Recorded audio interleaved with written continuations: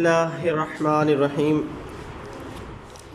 نہم جماعت آپ کے سلیبس میں سورہ انفال کا ترجمہ شامل کیا گیا ہے۔ سورہ انفال کے ترجمے کو دیکھنے سے پہلے اس کا کچھ تعارف ضروری ہے کہ سورہ انفال آخر ہے کیا، اس میں ہوا کیا اور یہ نازل کیوں ہوئی۔ دیکھیں، اس مدنی صورت کے 10 رکوع ہیں۔ مدنی یعنی کہ یہ مدینہ میں نازل ہوئی۔ 10 رکوع ایک حصہ ہے اور 75 آیات ہے۔ رکوع آپ اس طرح سے بھی کہہ سکتے ہیں لائک اے پیراگراف، اور 75 آیات از لائک اے سینٹینس، جیسا کہ ایک جملہ ہوتا ہے، ایک سینٹینس ہوتا ہے۔ یہ 9ویں پارے سے شروع ہو کر 10ویں پارے میں ختم ہوتی ہے۔ سو ناؤ MCQs آ سکتا ہے، سورہ انفال میں کتنی آیات ہیں؟ کتنی آیات ہیں جی؟ 75 آیات۔ اس کے رکوع کتنے ہیں؟ 10 رکوع ہیں۔ یہ کہاں پر نازل ہوئی؟ مدینہ میں نازل ہوئی۔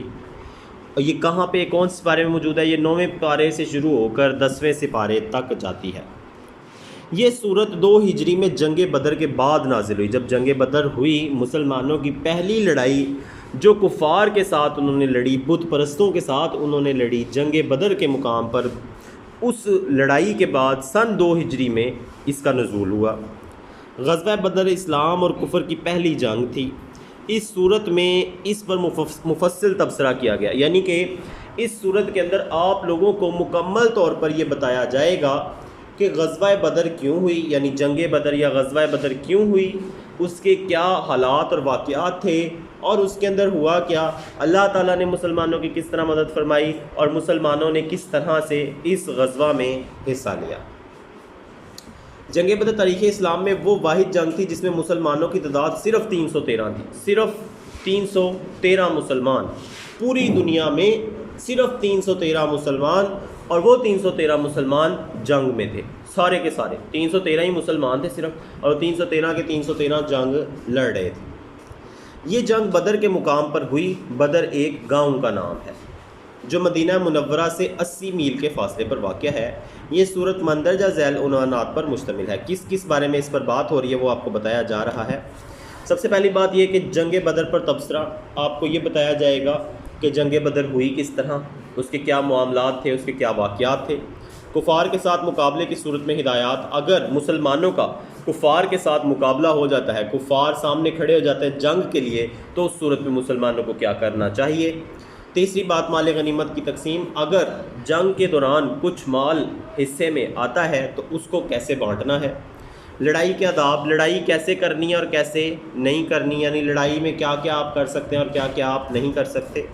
قیدیوں کے ساتھ سلوک، قیدیوں کے ساتھ کیسا سلوک کریں گے مسلمان، کیسا نہیں کریں گے، کیا ان کا سلوک ہوگا، کیا سلوک نہیں ہوگا۔ مومنین کی صفات اور درجات، مومن جو ایمان والے ہیں ان کی صفات کیا اور درجات کیا ہیں۔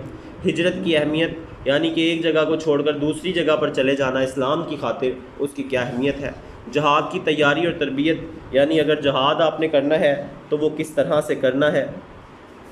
اسلامی ریاست اور کافروں کے درمیان معاہدے طے کرنے کے اصول و ضوابط، اگر کسی ملک میں کفار رہ رہے ہیں اور وہ مسلم مملکت ہے تو ان کے ساتھ معاہدے کس طرح سے ہوں گے، کیسے معاہدہ کرنا ہے، اس کے بارے میں بھی بات اس کے اندر بیان کی گئی ہے۔ پہلے تو آپ لوگوں کو یہ اس کا جو میں نے بتایا ہے، اس میں سے آپ لوگ اس کے جو اہم پوائنٹس ہیں وہ یاد کر کے لائیں گے۔ اس میں آیات کتنی ہیں، اس میں رکوع کتنے ہیں، یہ کون سے سپارے میں ہے، یہ کہاں نازل ہوئی، کس سن میں نازل ہوئی، 2 ہجری میں نازل ہوئی، پھر اس کے بعد اس کے اندر کس چیز کے بارے میں بتایا گیا۔ تو آپ کو یہاں پہ 9 چیزیں بیان کی گئی ہیں، کم از کم 4-5 چیزوں کے بارے میں آپ کو پتہ ہونا ضروری ہے۔ کل انشاءاللہ میں آپ سے اس کے بارے میں سوال کروں گا، اور کل ہم لوگ اس کی ٹرانسلیشن کو سٹارٹ کریں گے۔ ملتے ہیں نیکسٹ لیکچر میں۔ السلام علیکم۔